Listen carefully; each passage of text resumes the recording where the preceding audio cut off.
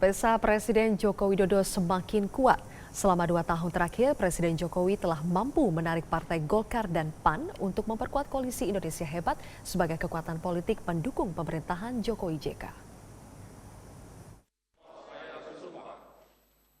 Bagi saudara-saudara yang beragama Presiden Joko Widodo, Wakil Presiden Yusuf Kala, dilantik 20 Oktober 2014.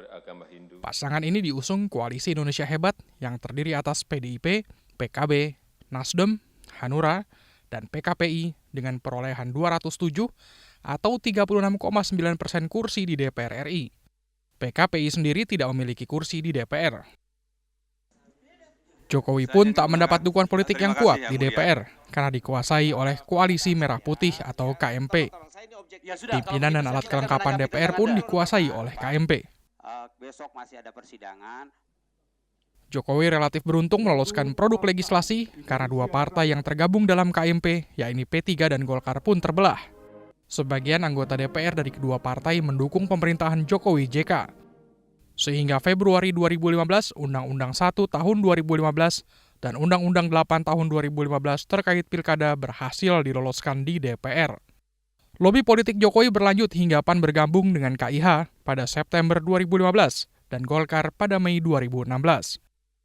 Bergabungnya 2 partai memperkuat Jokowi, sehingga ketika menerbitkan Perpu nomor 1 tahun 2016 terkait hukuman mati dan sanksi kebiri terhadap pelaku kekerasan terhadap anak, tidak mendapat kritik yang berarti dari DPR.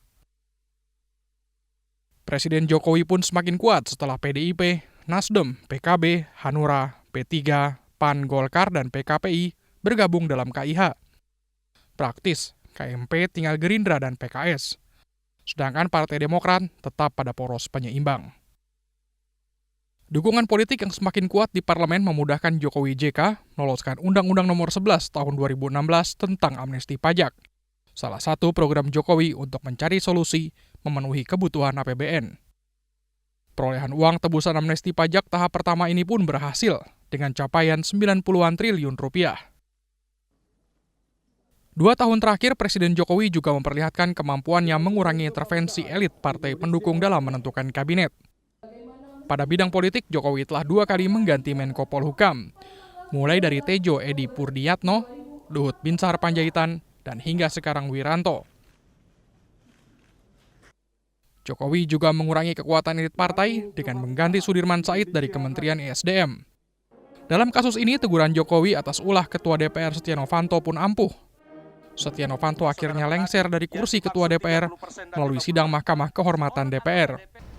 Ya, proses yang berjalan di MKD harus kita hormati. Tapi tidak boleh yang namanya lembaga negara permain-mainkan. Lembaga negara itu bisa presidenan, bisa lembaga-lembaga negara yang lain. Saya nggak apa-apa, katakan presiden gila, presiden sarap, presiden kobah, nggak apa-apa. Tapi kalau sudah menyangkut wibawa, mencatut, meminta saham 11%, itu yang saya nggak mau. Ini masalah kepatutan, masalah kepantasan, masalah etika, masalah moralitas, dan itu masalah wibawa negara. Namun Jokowi bukan tanpa cacat pada bidang politik. Archandra Tahar yang dilantik Jokowi sebagai pengganti Sudirman Said ternyata tersangkut kasus Dui Kewarganegaraan. Presiden dan Sekretariat Negara dianggap kurang hati-hati memilih Archandra Tahar, yang akhirnya dicopot setelah 20 hari dilantik sebagai Menteri ESDM.